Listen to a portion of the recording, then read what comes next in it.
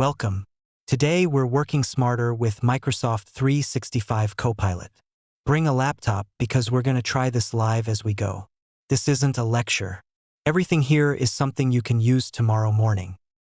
6 focus areas. Practical, not theoretical. We'll start with the app itself, then prompting, then Outlook, Teams, the Office apps, and agents. Every section has something you can try right there at your desk. Here's what changed this year. Copilot doesn't just answer anymore, it acts. It triages your inbox. It builds the file for you. It sits in your meetings and tracks the tasks. And the better you direct it, the more it does. That starts with one skill: prompting. This isn't hype, it's measured. Real teams report they're faster on writing and searching, quicker to catch up on a meeting they missed, and they get hours back every week. But here's the catch. Those gains show up for people who build the habit, not the people who try it once. Section 1. The Copilot app and chat. Learn the app once and everything else clicks into place. Start here. The Copilot app is one place to chat, create, and jump to your apps. Chat is the front door, ask in plain language. The waffle grid is back in the top right for one-click access to Outlook, Word, Excel, Teams. Pin what you use. And the plus menu lets you create a document right inside the chat. A few more things worth knowing. You can switch modes to match the task. Highlight any part of a response and ask a focused follow-up. Type a / to point it at a specific file. And you can schedule a prompt to run on its own, a routine check that shows up without you asking. Now make it yours. Set your preferences once and Copilot remembers them in every chat. No more re-explaining who you are. Top right, the 3 dots, then personalization, then custom instructions. This is the single highest leverage thing in this whole session and almost nobody does it. Stop retyping your best prompts. The prompt gallery is where good prompts live. Found one that nailed it? Save it and run it again with one click. Browse Microsoft's ready-made ones and edit them to fit. And share the good ones with your team so everybody's running the same proven version. Section 2. Prompting that actually works. Learn it once, use it everywhere. Get this right and every app gets easier. Microsoft's own framework. A good prompt has 4 parts. Goal, what you actually want. Context, why and for whom. Expectations, the tone, the length, the format. And source, what it should look at. Remember it as GCS. Miss one and you get a weaker answer. The do's and don'ts. Be specific. Point it at a source. Treat it as a conversation and refine. Give it an example. And verify before you trust. Check the facts, figures, and names yourself. On the other side, don't be vague. Don't mix topics in one chat. Never paste sensitive data. And don't accept the first draft. Same task, 2 prompts. Watch the difference. Summarize the latest meeting. Which meeting? For whom? How long? It has to guess, and it often guesses wrong. Now the strong one. A 1-paragraph summary of yesterday's sales sync. For leadership, formal tone, based only on the recap. Goal, audience, format, and source. 1 pass, usable result. 5 patterns you'll reuse constantly. Summarize, draft, transform, find and extract. Analyze. Fill in the brackets. These 5 cover about 80% of what you'll ever ask Copilot to do. Memorize the shapes, not the words. Section 3. Copilot in Outlook. Email is constant and mistakes are costly. This is where it pays off fastest. 2 ways to reach Copilot in Outlook, and knowing which button does what is the question you'll get most. On an open email, the icon at the top acts on the message in front of you. Summarize the thread, draft a reply, coach a draft you wrote. The chat panel asks across your whole mailbox, what did the buyer say about pricing last week? Tame your inbox. Ask it what needs your attention today. Ask what you missed while you were out. Have it draft the replies you keep writing over and over. And let it prioritize because the inbox is not a to-do list and it never was. Set it up once. Outlook has its own settings, separate from everywhere else. Take 2 minutes and set them. This is the step people skip, and it's the reason their Copilot feels average. Your turn. 90 seconds.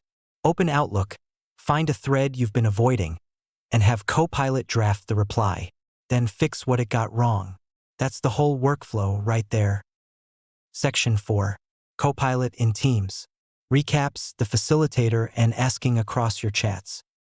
Never miss a meeting again.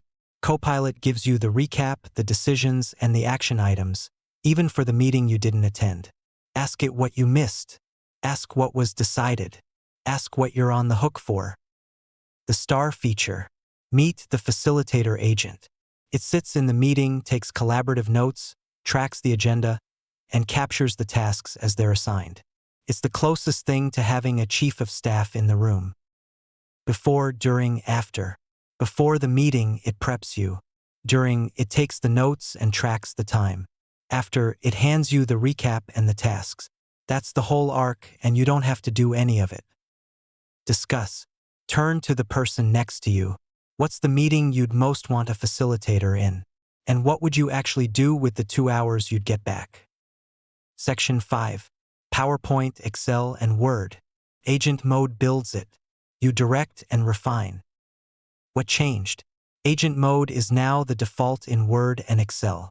Copilot doesn't just suggest text anymore. It builds and edits the file itself. It restructures the document. It builds the pivot. It reformats the deck. And you review and keep control of every change. Race the clock. PowerPoint. Give it a topic and watch it build the deck.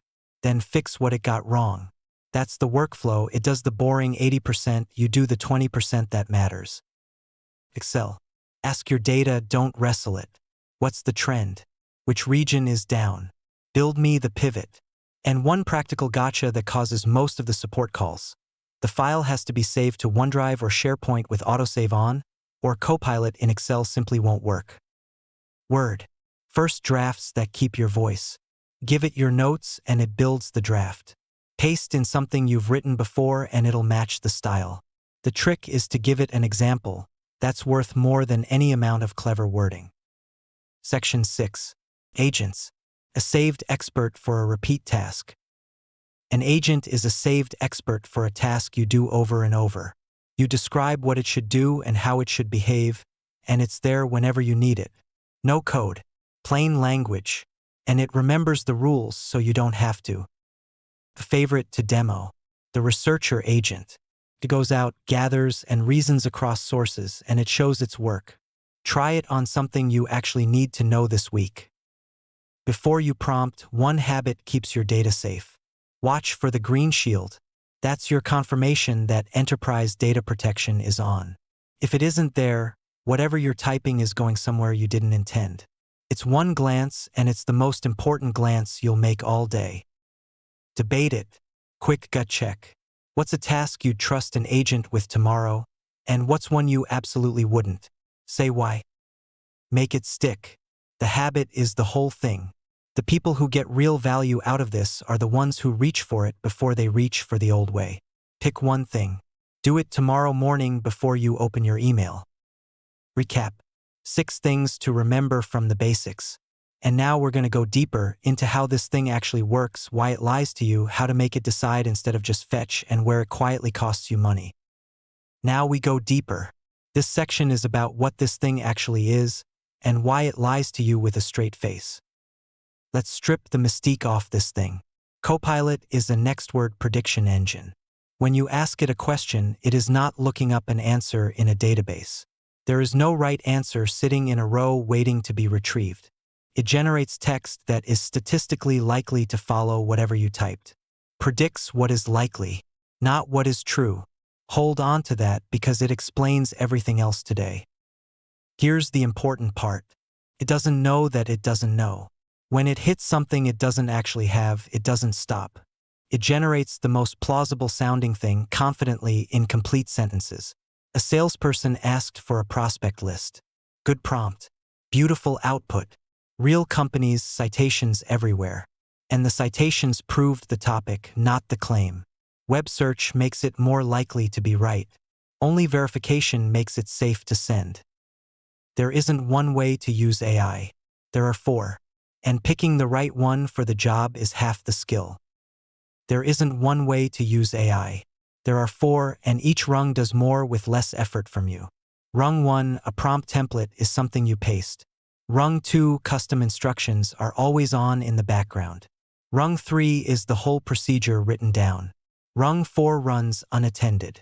Most people never leave rung 1, and then they wonder why AI feels like more work than it saves. Here's a move most people never think of. Don't write your custom instructions from a blank page. Ask Copilot to read how you've actually been emailing for the last 90 days and draft them for you. It's grounding applied to your own setup.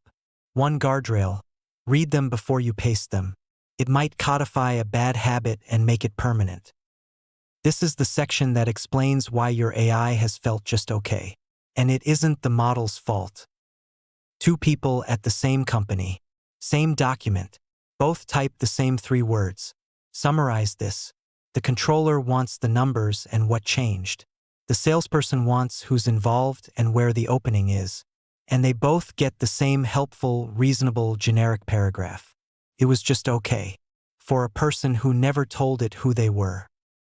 So what do people do when they don't know instructions exist? They compensate in the prompt. Every single time they retype the context. Then prompts get long. Then somebody builds a template to manage the length. Then the template gets too complicated to teach. And people quietly quit. Here's the line. A long prompt is usually a missing instruction. Instructions go in 2 places. Personal is who you are. Project is what this work is. And here's the mistake. Somebody puts always format currency to 2 decimals in their personal instructions. Now a quantity of 12.5 becomes $12.50. That's not a preference. That's a standardization failure. And in Copilot, they don't travel. Set them in chat, they're not in Outlook. No error fires. You just quietly get less. Open Copilot and look at the left sidebar. There's a thing called notebooks. It says your notebooks will appear here. And it's empty. A notebook is a workspace that remembers. Here's the 2-second test. If the first thing you do is explain the background before you can even ask the question, you need 1. Projects aren't bigger. They're lighter. This is the one you'll use tomorrow morning. Stop asking for a list. Ask for a decision. Everybody asks Copilot for a top 10. Almost nobody tells it what top means. So it picks usually revenue because that's the biggest number on the sheet. And it never mentions that it picked. That's retrieval. Fetched. It didn't decide. And when somebody tells you they tried AI and it just gave them a bunch of stuff, that's what happened. This is a thinking error, not a typing error. Ask for your top 10 high-risk accounts and you get the deadbeats. But Collections already knows who the deadbeats are. $80,000, 200 days silent. You're not collecting that this week. What you needed was, who will actually pay if I call them? Rank toward the outcome, not the problem. 5 ingredients. That's all a ranking prompt is. Name what you're ranking. Say what best means. Say what to weigh in order. Force the cut. And the 5th one, which nobody does, make it show its work. 1 line per row saying why. You're not trusting it. You're checking it. 3 seconds a row instead of doubting it all morning. Somebody ran a prospecting prompt and got back a beautiful list with 3 competitors on it. Why? Because nothing told it who they were. Think about what's not in your data. Who your competitors are. Who's already a customer. That a VP owns that relationship. That Danny's out sick so his accounts look dead but they're not. None of that is on a label. It's in your head. 1 line gets it out. Here's the whole thing. 14 lines. Fill in the brackets, delete what you don't need. And it isn't a sales tool. Swap the nouns and it works anywhere. Top 10 defects, exclude anything on the OpenCappa list. Break it out by supplier. Same shape. What's about to run out, weighted by lead time. Same shape. The noun changes. The shape doesn't. Every AI question comes down to one thing. Can it actually get to the file? Every AI question you'll ever ask lands in one of 3 levels. 1, you hand it the file. 2, it reads what you already have. 3, it calls a live system. And here's the rule that governs all of it, and IT directors, this is the one you want. It can only see what you can already see. Permissions are inherited, never bypassed, never expanded. Change of energy. The first sections were about getting more out of AI. This one is about not getting hurt by it. 2 sentences. That's the whole law, and it's the same everywhere. A licensed person in a chat working on your own company's data. That's the seat. You already bought it. It's free. A machine doing work on its own. That's a meter. It bills. If you remember nothing else from today, remember those 2 sentences. It bites in 2 places. First, who can reach an agent? We're pinning them to the licensed security group, so IT handles that once and it's done. But the second one is the one that gets people. A machine on an automatic trigger. A schedule. Something watching an inbox. There is no user. Nothing to cover it. You can lock every agent down perfectly and still get a bill. And here's what nobody sees coming. The dangerous moment isn't when the automation breaks. It's when it works. Somebody builds something useful. It works perfectly. Everybody's delighted. So it gets promoted from a test to a trigger, and nobody rechecks the math. Nobody watches the thing that's working. So do the cheap thing first. Filter. Run 1 before 100. Test by hand before you automate. Ask the question that no vendor will ever ask you. What does 1 run cost? How many runs a day? Is that still worth it in 12 months? Cost per run? Times runs per day? Times 365.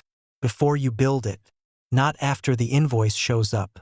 Every vendor sells you what AI can do. Almost nobody tells you what it costs to keep.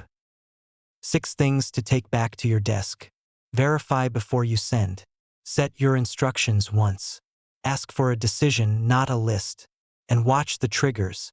And if you forget everything else, remember this. It isn't the AI being smart. It's you telling it what mattered. The prompt is the skill, not the software.